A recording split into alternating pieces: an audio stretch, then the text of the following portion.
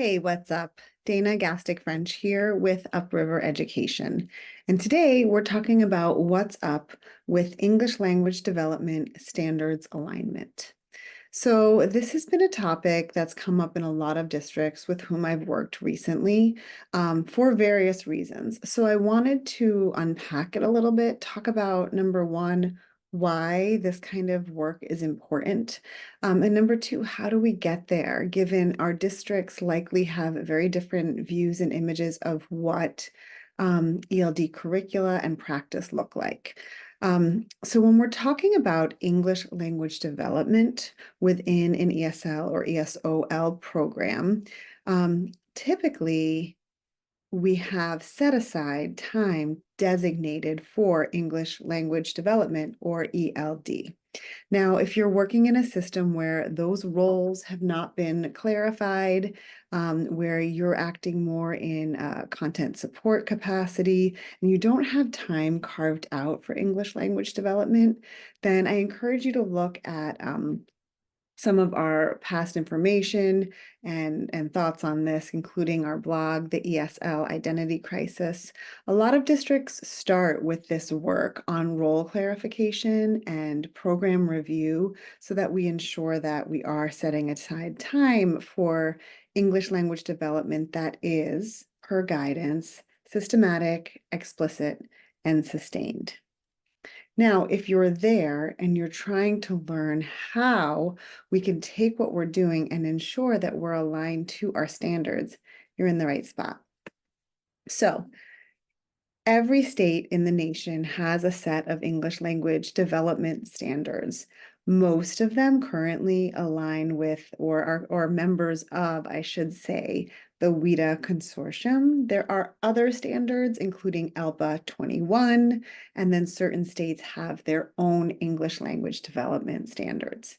Today, I am going to speak from the WIDA lens. However, the larger concepts around ELD and standards alignment still apply, no matter which set you're looking with. Okay, so you may be in a district that has adopted a large program for English language development. Some of the more popular ones out there are, big national companies with grade level or different level texts for each with a lot of resources, online and physical components. If you have one of those, then you're working with a lot of resources. Other districts, on the other hand, are working in essentially a space where ESOL teachers or ESL teachers do not have any provided resources or curriculum resource. They have the standards from which they are to work, and they are essentially kind of cobbling together a program. This is why Teacher Paid Teacher is so popular. There are a lot of online boards where ESOL teachers are trying to grab and gather different, resources from one another. There's a lot of great sharing happening. But there's also just this like constant sourcing that really makes it challenging to put together a cohesive, systematic program. Either way, the work we do should be aligned to a greater set of standards, which are those adopted by our state. Why is this? So, given that localities have the discretion to choose their resources, now that we have resources is not a choice, but which ones we choose can be a choice. We have to ensure that all of those resources are actually helping us to make sure that we cover and teach to the standards set forth for our state and for our multilingual learners within the state. So when we look to the different programs, they're going to align differently. They're going to address different pieces of the standards in a different way. And so the first piece we want to think about in terms of standards alignment is what is the scope of the program and in what sequence are we doing that? So to back up, the WIDA standards have 5 what they call standard statements. They are not standards in the traditional sense that we think about with some of the other disciplines. They are the language for language arts, the language for social studies, the language for science, the language for mathematics, and the language for social and instructional purposes. Essentially, WIDA is helping us to define the scope around which we need to teach English. What English are we developing during our time with students? The English for these purposes is what we're developing. I like to think of these as competencies because they're not standards that you're going to teach through one or even several classes or units. They're standards that are taught over time and that grow with students slowly over time. Now, WIDA breaks it down further into what they call key language uses. And these key language uses narrate, inform, explain, and argue are essentially kind of the macro functions of functional language. They're a product of research that says, what are the most common ways language is being utilized across these disciplines that show up in our standard statements?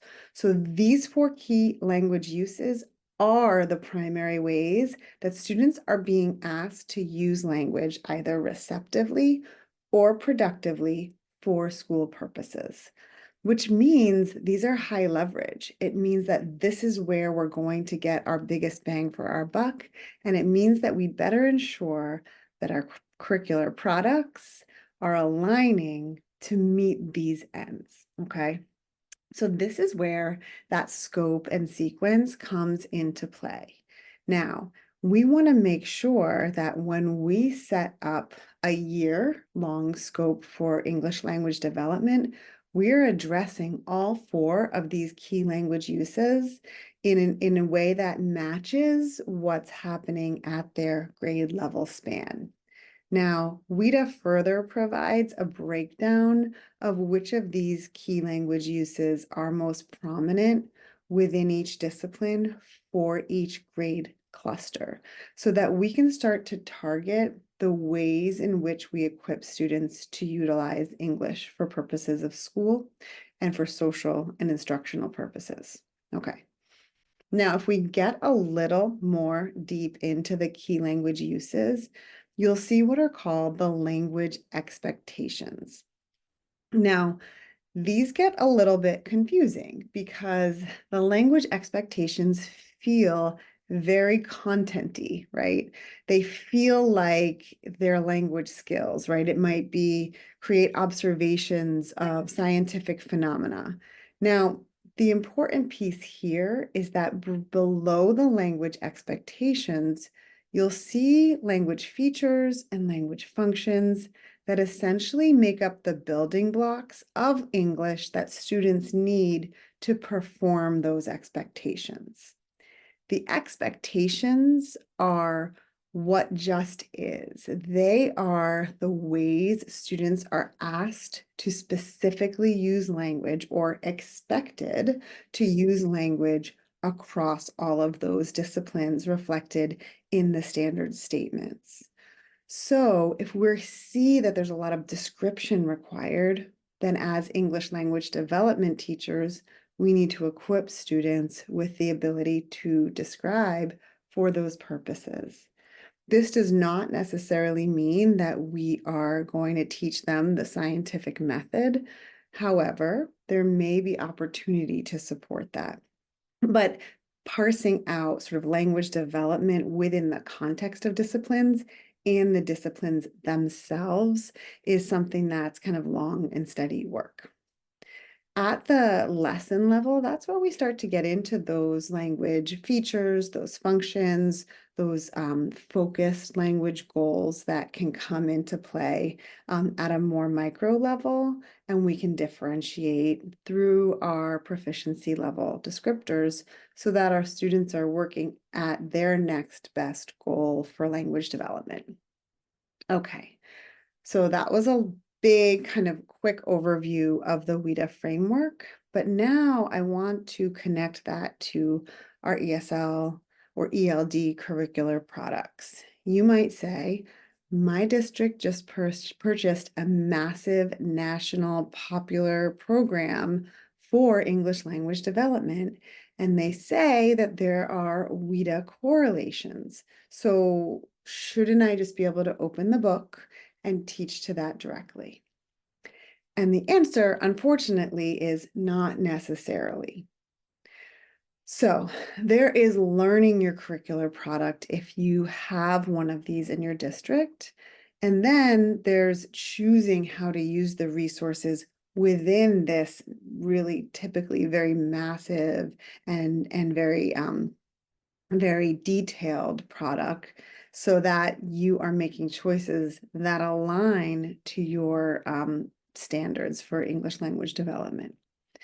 So in some of the work, how has this come up, I guess, is the question, right? This has come up in work I have done recently with districts where they have onboarded a new large program, and we've worked with the ESL team to look at the product, look at the units, look at the lessons, really analyze them for which key uses are prominent, and then pull out material from each of those units that truly does align to that key language use. In this way, we start to balance the year. We look at the units not necessarily in the order that they appear in the textbook, but in the order we want them to appear to ensure coverage of our standards, right? So we're making the resource work for the standards and not the other way around. The next layer of work we've done with districts such as these is to start to fill all this information in unit-based templates, right? So that the teachers can decide what the performance assessment tasks are and ensure that they align to specific language expectations within that key language use. So it starts to get a little more granular, a little more fine, and a little more defined as we get from sort of scope and sequence to unit to lesson level. It's big work, but it helps to kind of think about this as this resource as just like a one-stop shop for, really strong vetted articles and reading material and speaking exercises and visuals and activities, right? So all of these pieces are in one place rather than the ESL teacher needing to kind of source them from all around. Now, if you are kind of self-sourcing and you don't have one of these larger curricula, we should still be doing that kind of scope and sequence work so that we can make sure that we are really kind of hitting all the standards and teaching to them really directly and explicitly. In another district with whom I'm working, we are working to make sure that their self-created curriculum aligns to the WIDA standards. Now, they are building units with the guidance of their state's resources in order to align to their ESL standards. And we're making sure at all turns that we are really connecting assessment to those language expectations, that they're nested under a key language use and further under that competency or the ELD standards statement. So in all cases, the idea of really kind of like sharpening our understanding of what the standards are is really key. I think what that does is it professionalizes us as ESL teachers. It helps us speak to our content as a standalone content area. And it also helps us to stay connected to content area colleagues in a way that supports content area instruction, but doesn't replicate it or simply finish it, during this extra ELD block of time, right? So it helps us to really kind of preserve our English language development time and feel really confident as to why that needs to be preserved. In many states, and I know specifically in Massachusetts, part of their tiered focused monitoring, their review process for districts often includes, questions around WIDA's alignment to the curriculum, to the curricular product or the self-created product that the district is using. So this is a really important piece in order to determine if we're making gains, if we're working directly towards the standards on which students are being tested, but more importantly, that we're developed to give students the competency they need to be independent learners in an English setting. So the final kind of thought or area that I want you to consider is, what's your professional network for this work? Do you have a set of colleagues, of leaders that understand this work that you can work together with? What kind of resources do you have that can ensure this kind of alignment? So having these conversations during PLCs and sort of evaluating what you have can be really important. Working with colleagues who are cross-state networking can be really helpful here too. So often these larger curricular products will talk about their correlation to standards. However, the intentionality behind each unit is often widespread. So we need to make sure that we really get what we're getting at.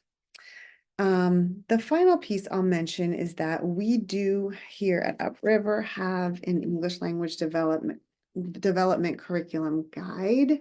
And this guide does not give you the planning for units, but what it does is aligned with the WIDA key language uses and those language functions that fall under the language expectations. It gives you some sample language that helps you define your focus language goals or your learning targets for units and lesson by lesson. So it breaks down for you, the language for example, for sequencing, right, at a beginner proficiency level, at an intermediate proficiency level, and at a more advanced proficiency level. And it does that for 10 different language functions, so that schools can take this and understand an alignment to WIDA within whatever resources that they're using. So happy to talk more about that with anyone who may be interested. But most importantly, I want you to leave understanding that alignment to standards is our North Star. Whatever kind of resource you prefer or your district has to offer, that clear and consistent focus on that end goal, on what the standards are telling us is the most useful for students, is what they need, is what's going to help us show growth and essentially do what we came here to do, which is make sure our ESL students are no longer our students, which is hard, right? So that's what's up with WIDA or any ELD standards alignment. Questions, go ahead and reach out to me. You can DM me on Instagram. Always feel free to email me, dana@uprivereducation.com. Until then, be well, and thanks for doing the good work.